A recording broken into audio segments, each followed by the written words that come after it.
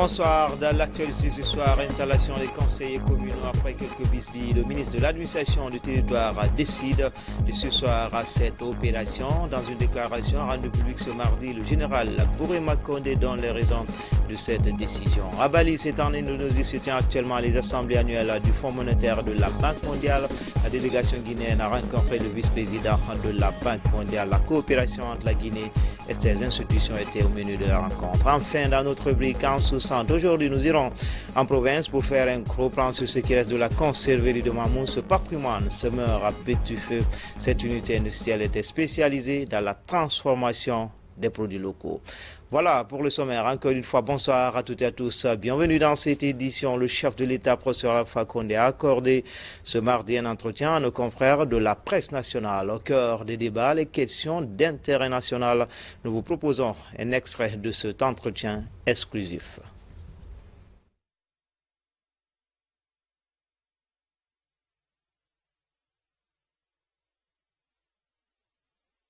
Vous savez, à la fin du régime du président Condé, comme il était malade, la situation a fait que les syndicats ont pris le pays en otage. Et depuis mon arrivée, même ils le connaissent, le salaire de tous les Français a été augmenté au minimum, a doublé au minimum. Les enseignants, on a signé avec les syndicats pour une augmentation de 40% sur l'Union d'affaires. On a signé avec eux un échelonnement des salaires dans tous les pays du monde. On négocie sur l'augmentation pourcentage des salaires en France partout. Si vous prenez aujourd'hui le PIB de la France, et vous prenez le salaire d'un enseignant français, vous verrez qu'en comparaison du PIB de la Guinée et du salaire de choses, c'est très simple. Hein. Faites une comparaison entre le PIB de la France et le salaire d'un enseignant français, le PIB de la Guinée et le salaire d'un enseignant. Vous serez surpris. Donc, nous allons expliquer aux parents d'élèves, surtout que nous avons constaté qu'il y a beaucoup d'enseignants qui se disent en position de clé qui ne sont pas dans les classes. Et c'est pourquoi le ministre a demandé que le ministre du Budget ne les paye pas, qui se présentent pour ça où ils sont. Beaucoup d'autres rentrent comme enseignants et vont dans d'autres ministères. Donc nous allons mettre de l'ordre pour que tous les enseignants soient en position de classe. Je pense qu'aucun gouvernement en Afrique n'a fait autant d'efforts au niveau des salaires que mon gouvernement l'a fait. Bon, je vais demander au ministre du budget de vous donner l'évolution des salaires. En plus, il n'y a pas que les salaires, il y a le pouvoir d'achat. Quand je suis arrivé, le kilo de riz était à combien? Et le riz, depuis 8 ans, n'a pas dépassé 200 000, alors que le riz parfait jusqu'à 300 000. Le riz local était coûté combien? Aujourd'hui, allez à la campagne, les présidents vous diront, nous on mange à notre faim. Bon, ensuite, il y a les infrastructures, il y a l'électricité. Avant, une femme était obligée d'aller tous les jours au marché. Aujourd'hui, avec l'électricité, elle va une fois au marché ou 2 fois au maximum. Donc, le pouvoir d'achat, ce n'est pas seulement le salaire indiciaire, c'est aussi la capacité d'avoir accès à d'autres. La santé, je veux dire, à ces gens, elle est gratuite, beaucoup d'autres, etc. La santé, l'éducation, tout ça, ça fait partie du pouvoir d'achat. C'est combien vous pouvez acheter, combien de sacs de riz vous pouvez acheter, combien d'enfants vous pouvez avoir à l'école avec votre salaire. C'est ça que le pouvoir d'achat. Et vous n'avez qu'à voir aujourd'hui quel est le niveau du pouvoir d'achat. Évidemment, on ne peut pas du jour au lendemain sortir tout le monde de la pauvreté. Nous sommes... regardez dans les autres pays, quand on parle de chômage jeune, où est le pays où on parle de chômage jeune aujourd'hui en Afrique, même dans les pays développés? Regardez en France aujourd'hui, tout le problème de la banlieue parisienne, etc., le chômage. Quel est le principal problème en France aujourd'hui? C'est le chômage. Et si vous voyez aujourd'hui la révolution française, quand vous regardez le chômage, ce qui vient en numéro 1, c'est la lutte contre le chômage. Pourtant, la France est un grand pays développé. C'est la même chose pour les autres pays européens. Donc, c'est de la mauvaise foi de penser qu'on peut sortir tout le monde de la pauvreté en même temps. Donc, nous n'accepterons pas des revendications fantaisistes. Vous suivrez l'intégralité de cet entretien juste après cette édition d'information. Éducation, en plus bref et en images, nous vous l'annoncions depuis hier. La reprise des cours est effective. Les élèves commencent à regagner les salles de classe. Le ministre de l'Éducation nationale rassure les parents d'élèves sur les dispositifs sécuritaires. Maurice Sangaré invite les parents d'élèves à accompagner cette opération. Dans la région de Kankan, les élèves ont massivement répondu présents dans les salles de classe. Ils mesurent à sa juste valeur la portée de la formation. Notre reporter basé dans la région, Elhadji Fodibangali Fofana, a sillonné certaines écoles. Voici son constat. Le national guinéen flotte de nouveau dans les airs à l'école Marien Gouabi ici à Kankan, marquant la reprise effective des cours dans cet établissement scolaire. Massivement, élèves, professeurs et encadreurs sont présents. Dans certaines classes, les professeurs programmés donnent des cours, notamment les cours de français en 7e et mathématiques en 12e terminale.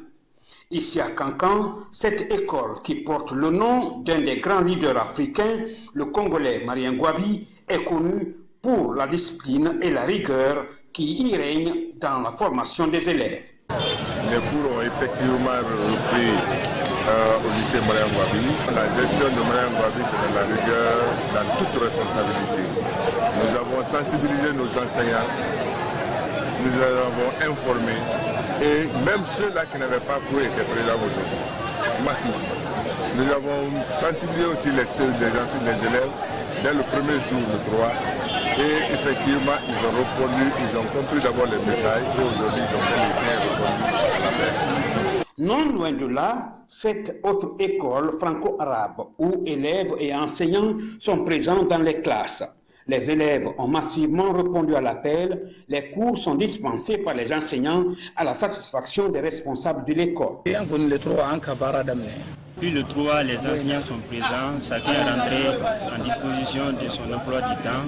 Et depuis ce jour, on entend les mots d'ordre du grève, mais quand même nous continuons à dispenser les cours.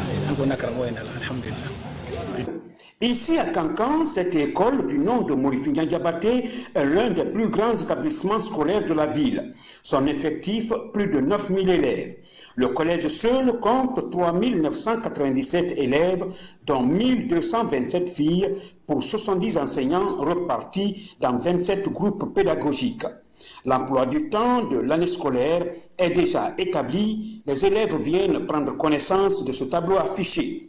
Dans certaines classes de 7e au collège, les cours de géographie et de français sont dispensés, tandis qu'au lycée, certains élèves reçoivent les cours d'anglais. Depuis le mercredi, au jour officiel de l'ouverture, il y en a eu reçu sur 70 professeurs, 54 professeurs. Il y en a qui évoluent à la fois au lycée et au collège. Il y en a seulement au niveau du lycée, mais qui évoluent dans les promotions générales. Et au collège, la même chose. Je verrai des professeurs qui évoluent à la fois en 9e, en 7e et en 8e, ou en 9e et en 10e. Afin d'avoir un professeur républicain. Dans le même cadre, l'inspecteur régional de l'éducation, en compagnie de certains de ses collaborateurs, et le président du bureau régional de l'association des parents d'élèves et amis de l'école APAE, a sillonné certaines écoles pour donner d'utiles conseils aux élèves soucieux de leur avenir. Je pense qu'après la sensibilisation par les chefs d'établissement, le DPE, les enseignants ont répondu massivement ce matin au niveau des écoles. Donc ça veut dire que tous les enseignants sont prêts à enseigner au niveau de la préfecture de Caen, puisqu'ils ont répondu à l'appel. Et j'ai dit aussi d'ici 13h30, vous aurez les résultats des autres préfectures, puisque j'ai dit à tous les DPE de m'appeler à partir de 13h30 pour que je puisse faire le point. Ce que je remarque, il y a un engouement. Les élèves sont sortis. Mais je constate qu'il y a la démission parentale. Les parents doivent pousser les enfants à venir à l'école. En venant, l'élève s'habille en élève, se dresser en élève. Mais quand tu vois nos filles en parade, ça m'a découragé. Mais grâce aux médias, j'essaierai de passer à la radio, sensibiliser nos parents pour que nos enfants viennent à l'école modestement en tant qu'élèves. À présent, cette actualité politique avec l'installation des conseillers communaux, après quelques quiproquos, le ministre de l'administration du territoire décide de surseoir à cette opération. Dans une déclaration rendue publique ce mardi, le général Bouré Makonde donne les raisons de cette décision. Commentaire, Mohamed Lamine Kamara. Depuis le 5 octobre dernier, l'installation des conseillers communaux devrait rentrer en vigueur sur toute l'étendue du territoire national. Mais une décision est annoncée de surseoir à toute installation due à plusieurs facteurs. Sur la question, le ministre de l'administration du territoire et de la décentralisation donne des précisions. Mon département a pris l'arrêté 1165 qui fixait à partir, je dis bien à partir du 5 octobre, la mise en place des conseils élus. La mise en place des conseils élus, chose que nous avons mise à exécution en mettant en direction pour les 4 coins de la Guinée, dans le but de couvrir les 342 communes rurales et urbaines, des missions centrales qui viendraient pour la supervision de cette opération dans nos différentes communes. Ce travail donc est fait. Nous avons envoyé les agents de mise en place sur le terrain. Mais comme vous le savez, la Guinée, c'est un vaste territoire, c'est vrai. La couverture par la jonction routière ne peut pas être aussi aisée que l'on le croit, malgré notre bonne volonté, un. Et deuxièmement, les accords qui sont passés entre les acteurs politiques, s'ils achoppent encore à quelques petites incompréhensions sur le terrain, réglons-les avant de renouer avec une seconde crise sociopolitique qui n'a plus son sens dès l'instant que nous pouvons, par la négociation sur le terrain, résoudre des problèmes. Encore une fois, ce n'est pas aux coordinateurs qui sont venus, ce n'est pas aux missions d'installation des élus de régler ces problèmes, c'est des négociations sur le terrain maintenant, acteurs, pour faire valoir complètement les accords qui ont été avalisés par les uns et par les autres. Donc, les acteurs sont sur le terrain, des acteurs politiques. Il y a des négociations intra-parties et des négociations interparties. Intra-parties, nous avons eu des informations selon lesquelles certains élus qui devaient être mis en place sont morts entre-temps. Il faut trouver la formule de remplacement à partir des rangs desquels ils sont partis.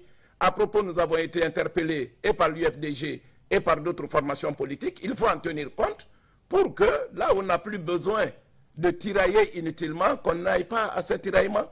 Alors, nous avons été informés pratiquement seulement à l'arrivée des missions d'élection sur le terrain, qu'entre-temps, certains élus ont rendu là, sont morts entre-temps.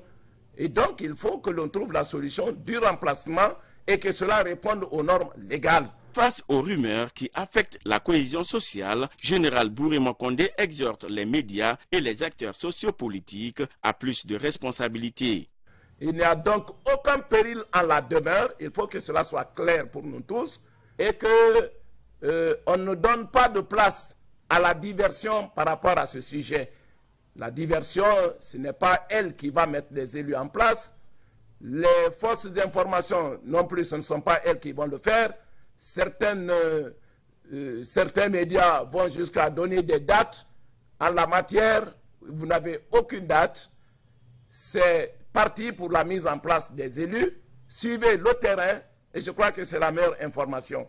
Pour ceux qui ont des ombres sur tel ou tel aspect, référez-vous au ministère de l'administration du territoire et de la décentralisation, qui est le meilleur répondant et qui est le plus à donner la précision, n'est-ce pas, qui sied à chaque cas posé.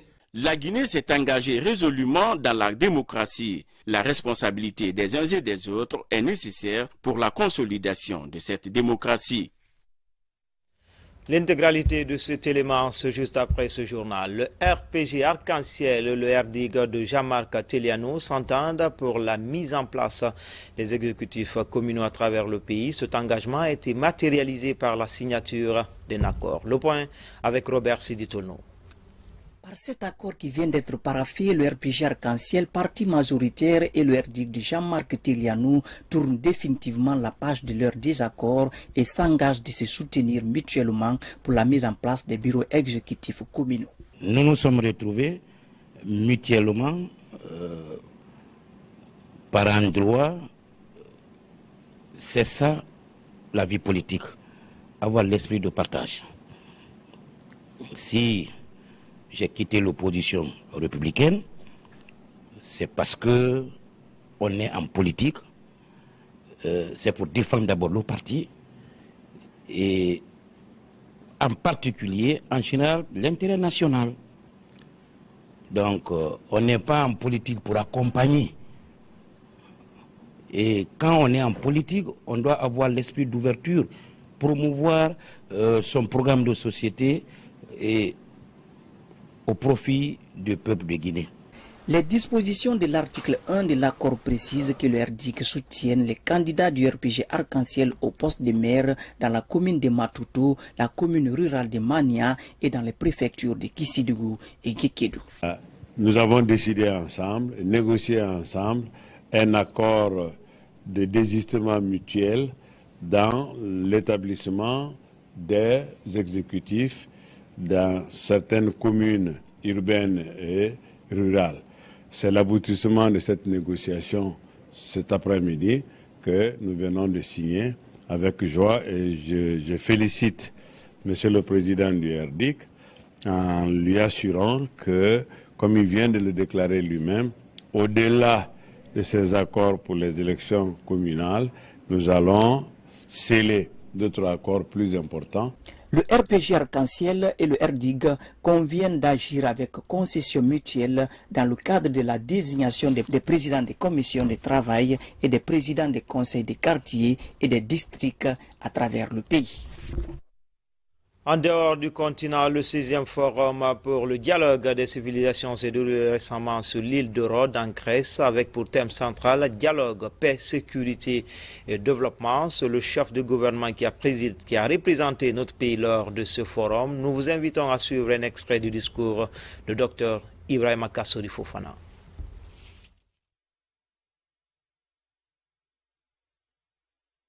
La Guinée, comme certains le savent, est un pays riche en ressources naturelles.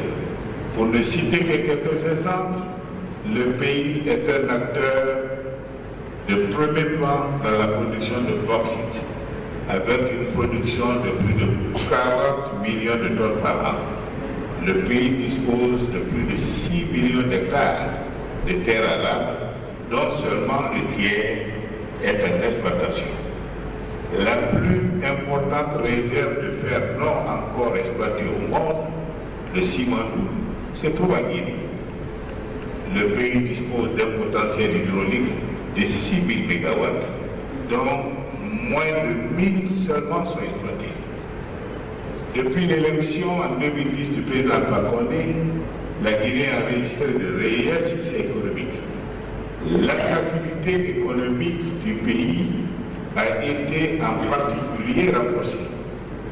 Nous avons ainsi pu, en septembre 2017, signer un partenariat stratégique avec la Chine qui a permis à la Guinée une ligne de crédit de 21 milliards de dollars. Aussi, en novembre dernier à Paris, à l'issue du groupe consultatif, les partenaires techniques et financiers de la Guinée se sont engagés à l'accompagner dans le financement de son plan national de développement économique et social à hauteur de 20 milliards de dollars d'ici 2021. L'un des plus grands défis de l'Afrique aujourd'hui est de prêter à la problématique de l'inclusion économique une attention particulière. Les populations africaines, jeunes et connectées, sont devenues plus intelligentes. Car l'Afrique a changé, les Africains ont aussi changé. La mise en place de mécanismes destinés à opérer un meilleur partage de la prospérité économique est devenu un impératif économique, politique et social. Nous, gouvernants africains, avons conscience que la condition principale d'un développement harmonieux du continent réside aujourd'hui dans la réduction de la pauvreté à travers la mise en place de mécanismes solides de partage de la croissance. Les expériences du Rwanda et de l'Éthiopie attestent de l'efficacité économique et sociale de la politique visée, souvent avec des sommes modiques, mais déterminantes dans la lutte contre la pauvreté. Le Rwanda, par exemple, a réduit de 12 points en 2006 et 2011 le taux de pauvreté, passant ainsi de 57% à 45% de la population. À Bali, c'est en Indonésie, se tient actuellement les assemblées annuelles du FMI et de la Banque mondiale. La délégation guinéenne a rencontré le vice-président de la Banque mondiale. La coopération entre la Guinée et ses institutions de Bretton Woods était au menu de la rencontre. Mohamed De Camara, Mamadi Gassama. Bali, une des îles situées dans la péninsule indonésienne. C'est ici que se tiennent les assemblées annuelles du Fonds monétaire international et de la Banque mondiale pour l'année 2018. La rencontre mobilise plus de 3000 délégués venus des différents pays. La Guinée y prend part activement, en témoigne cette rencontre d'échange avec le vice-président de la région Afrique de la Banque mondiale. Les assemblées annuelles, c'est pour un peu faire le point de la coopération entre le groupe de la banque et le pays. Et cela, c'est à l'instar de tous les autres pays. C'est une opportunité que nous saisissons pour pouvoir justement faire le point avec l'équipe de la banque qui est responsable des activités du groupe en Guinée. Si les résultats récents du Fonds monétaire international et de la Banque mondiale ont été concluants pour la Guinée, les efforts restent encore à atteindre dans le domaine social et des infrastructures. Pour y arriver, la Guinée compte sur l'accompagnement des partenaires pour l'obtention d'appui budgétaires au compte de l'année 2019. La Banque mondiale avait changé d'approche concernant les appuis budgétaires qui jusqu'à présent se rapportaient à les réformes dans le secteur des finances publiques. Maintenant, la nouvelle approche de la Banque mondiale consiste à être beaucoup plus concret et donc à faire dépendre les appuis budgétaires sur ce qui se fait, par exemple dans le domaine agricole, dans le domaine des services décentralisés. Nous avons pris l'engagement de travailler étroitement, de continuer notre excellente relation avec la Guinée et surtout d'augmenter le soutien de la banque dans certains secteurs clés. Nous avons passé en revue tout le programme de la Banque mondiale en Guinée et on s'est félicité des résultats obtenus et aussi on s'est mis d'accord sur les objectifs pour les années à venir. Le défi de la mobilisation des ressources domestiques, c'est le thème de cette autre rencontre. Devant les participants, les panélistes tentent d'encourager les pays à s'appuyer sur la transparence dans l'administration fiscale, toute chose qui peut contribuer à rendre effective la mobilisation des ressources domestiques. Retour à Conakry pour parler de santé communautaire. Une politique nationale est mise en place en Guinée depuis plusieurs décennies. Elle met l'accent sur la coopération avec l'Allemagne. Sur le terrain, des actions sont menées pour améliorer l'accès des populations rurales aux soins de santé. Le point avec Abraham Christophe Conté, Nabi Kamara. C'est une rencontre de concertation de la plateforme de coordination des représentants de la santé communautaire. Elle réunit les acteurs du ministère de la Santé et ses partenaires financiers. L'idée est de mutualiser les ressources pour appuyer les services de santé dans les 4 régions naturelles du pays. Ceci pour harmoniser les interventions des différents acteurs de terrain. L'idée, c'est de faire le point où en sommes-nous actuellement avec la mise en place de la stratégie actuelle de la politique de santé communautaire. Donc, comme vous savez, la politique a été validée l'année dernière et puis la stratégie est en cours de mise en œuvre actuellement depuis 2018. C'est aussi de faire le point sur quelles actions ont été menées concrètement, où en sommes-nous et quels acteurs font quoi. Donc, à la fois où vont les financements, d'où viennent les financements, est-ce qu'on peut mieux harmoniser les financements, mutualiser les ressources, faire en sorte qu'il n'y a pas de dédoublement, faire en sorte que l'action est coordonnée entre les différents acteurs actifs dans tout ce qui est santé communautaire. Cette rencontre de 2 jours permettra à ces acteurs de la santé communautaire d'approfondir les réflexions en faveur de l'amélioration de la santé communautaire. La motivation principale de cette stratégie, c'est que compte tenu de l'éloignement souvent de certaines populations des structures de santé, il y a certains problèmes de santé auxquels pour lesquels ils peuvent avoir besoin des services. Ils ne peuvent pas les utiliser à cause de l'éloignement, à cause de la non-disponibilité du personnel sur place qui peut les informer sur comment il faut faire, quelle attitude prendre que faire, que ne pas faire. C'est tout cela qui nous permet justement de savoir qu'il y a qu'il y avait un maillon qui manquait dans notre système de santé. À court terme, c'est de porter le nombre de communes de 40 à 100. C'est l'objectif que la primature a fixé au ministère de la Santé. Ça, c'est l'objectif, si vous voulez, quantitatif. Et l'objectif qualitatif, c'est de voir là où c'est déjà lancé, est-ce que ça s'est déroulé exactement comme on le souhaite en termes de qualité des prestations. Dans ce combat pour l'amélioration de la santé communautaire, l'État bénéficie de l'accompagnement de la coopération allemande GIZ. Cette rencontre marque un nouveau départ dans la qualification des soins à la base. Les conclusions de ces concertations serviront de guide pour les professionnels de la santé communautaire. Dans le pays profond, plus précisément à Nzérékouré, un nouveau projet voit le jour pour répondre aux urgences sanitaires. One Health, c'est son nom. Il vient répondre aux déficits liés à la prise en charge sanitaire dans les contrées à haut risque en Guinée. Mohamed Salioupaï, Moussa Bangoura. Après le choléra, la maladie à virus Ebola, de nombreux cas de rougeole et de fièvre jaune continuent d'être signalés à travers le pays. C'est la raison de la mise en œuvre de projets de renforcement de la préparation et des capacités pour répondre aux urgences de santé publique dans les zones à haut risque en Guinée. Fourkaria et Nzérékouré. En plus de ces actions, le projet prévoit également des actions suivantes. Pour le renforcement des capacités des communautés à haut risque à détecter, signaler et répondre aux événements de santé publique grâce à la mise en place d'un système d'alerte précoce. Le renforcement de la collaboration et de la préparation au niveau régional, préfectoral dans les zones à haut risque. Ce forum a permis aux participants de s'approprier des objectifs et des résultats à atteindre.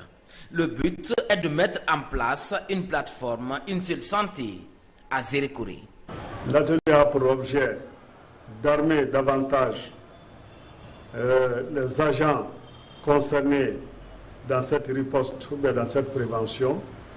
Et l'atelier a aussi pour objet d'aider les populations des deux préfectures à ne pas attraper de maladies épidémiques comme nous avons connu dans le temps passé. Ce projet cible plus de 1500 personnes pour une période de 18 mois. Il vise à renforcer les capacités des services de santé à la riposte aux urgences sanitaires dans la préfecture de Nzérékouré.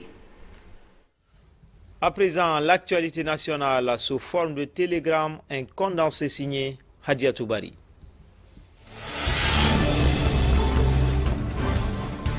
Elles sont venues de 15 organisations non gouvernementales. Toutes s'engagent à faire un geste simple mais significatif.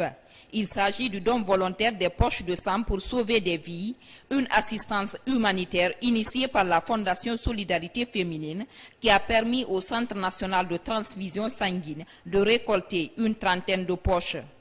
Il y a beaucoup de malades dans nos structures qui ont besoin de sang et parfois on est confronté à des crises de sang. C'est ce qui nous a motivés aujourd'hui à venir faire ce don. Réhabilités en 2011, environ 2500 gardes forestiers sont actuellement déployés sur le terrain pour la protection des ressources naturelles.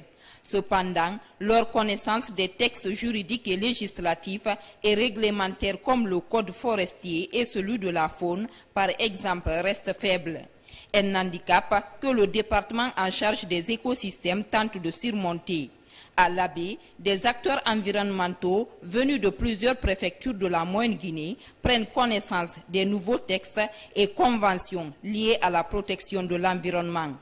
Pour faciliter donc la synergie d'action sur le terrain entre nous, conservateurs de la nature, et les autres acteurs, pour que le travail puisse être effectué dans de bonnes conditions.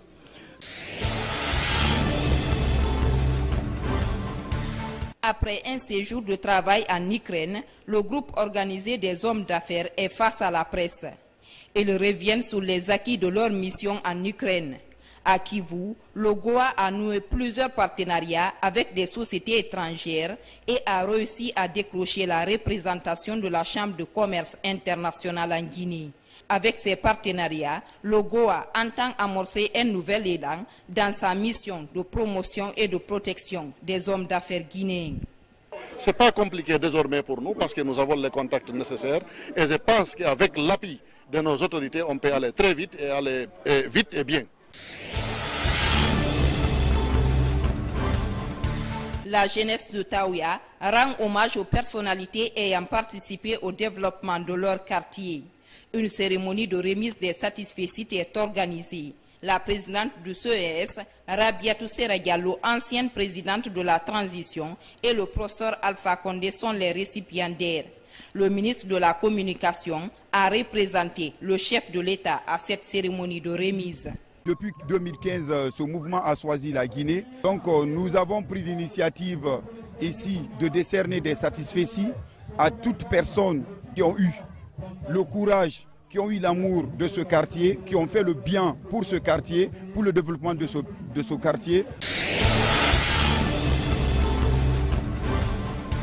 À Sigiri, les retrouvailles sont souvent l'objet de manifestations traditionnelles. Elles se perpétuent et s'amplifient à travers les actes de tous les fils et filles qui se réclament du manding médiéval. Voilà le but de ce soumou qui rappelle ces familles à la paix et à la concorde entre les populations. L'occasion est opportune pour, du haut de cette tribune, lancer un appel pressant au cadre de Sigiri afin qu'il veuille bien jeter un regard un peu plus bienveillant en direction de la jeunesse et des actions que nous décidons d'engager en commun dans le strict intérêt de Sigiri. Venus des 4 régions naturelles du pays, ces fidèles musulmans se sont réunis ici à Manéa pour procéder à la lecture du Saint-Coran. La démarche vise non seulement à implorer la grâce divine pour que la paix règne en Guinée, mais également consolider le tissu social entre les fils du pays. Une initiative encouragée et soutenue par les sages de cette localité. Le message, c'est l'union. Le message, c'est la fraternité. Le message, c'est la concorde. Le message, c'est la convivialité. Pour que les différentes familles s'organisent. On a vu beaucoup de familles qui ont eu des réunions, qui se sont appelées par-ci par-là pour avoir une réunion et essayer de dégager des pistes d'action et ça rentre dans le cadre même de l'unité nationale. Et puis cette semaine culturelle, artistique et sportive de la ville de Dinguiraye, initiée par l'ONG Dinguiraye Action. Ces journées visent à promouvoir l'unité d'action de la cité des Larges Oumar Tall, mais aussi impulser son développement via les valeurs traditionnelles. Les grands enjeux de cet événement avec Habib Thiam. Nous sommes à Fouga, la porte d'entrée de Dinguiraye en direction de Conakry. Dans ce coin du village résiste Colomba. Creusé sous les ordres d'El Hadj Oumar Tall, cet ensemble de 3 puits est l'un des premiers actes posés par le cheikh pour l'édification de la ville sainte. El Hadj Oumar Tall, c'est quand il est venu à Diegunko dans la sous-préfecture de Kalinko, préfecture de Dinguiraye, là où il a passé 2 ans. Et de là-bas, il s'est dirigé à Dinguiraye. Et quand il est venu à Dinguiraye, il n'est pas directement allé là où la mosquée a été construite actuellement. Donc il a campé dans ce village de Fouga pendant 3 mois. Nous sommes sur un boal, donc le problème d'eau est difficile. Donc la population souffrait et c'est ainsi qu'il s'est déplacé avec ses talibés. Ils sont venus ensemble, ils ont recherché la partie là. Il a retrouvé le lieu et c'est avec sa canne qu'il a mis ses 3 puits. Donc quand il a mis sa canne, il y a un peu de l'eau qui est sortie. Il en a mis encore un 2e trou et un 3e trou. Donc petit à petit l'eau a jailli, jusqu'à ce que c'est devenu des puits. C'est à partir des eaux de ce puits, de ces 3 puits, que la mosquée de Dinguiraye Labo a été malaxée. Sans aucune protection, le site garde encore son caractère spirituel. Mais attention, une autorisation est nécessaire pour y accéder. Chaque visiteur peut ainsi saisir l'occasion pour formuler ses vœux. Loin de Colomba et à proximité de la grande mosquée se dressent cette fois-ci les dernières traces de la muraille d'El Hadj Oumar Tall. Ce tata a été construit dans les années 1848-1849. C'était une cour de protection de l'Hadj Oumar Tall et sa population. La famille ou la population de Dinguiraye a décidé pour ne pas que ce peu disparaisse. Donc ils ont mis cette toiture, mais ce n'est pas suffisant. Comme tous les autres sites touristiques hérités de son empire islamique, la Tata d'El Hadj Oumar Tall continue de marquer les visiteurs. Mais face à l'usure du temps, sa résistance faiblit d'année en année. Dans notre rubrique 40-60, aujourd'hui, nous irons en province pour faire un gros plan sur ce qui reste de la conserverie de Mamou. Ce patrimoine se meurt à petit feu, créé en 1960 grâce à la coopération soviétique. Cette unité industrielle était spécialisée dans la transformation des produits locaux destinés à la commercialisation et à la consommation. Mais de nos jours, la conserverie de Mamou emporte avec elle toutes ces installations. C'est le reportage grand format de cette édition. Il est signé de notre correspondant régional, Mamadou Patibaldi.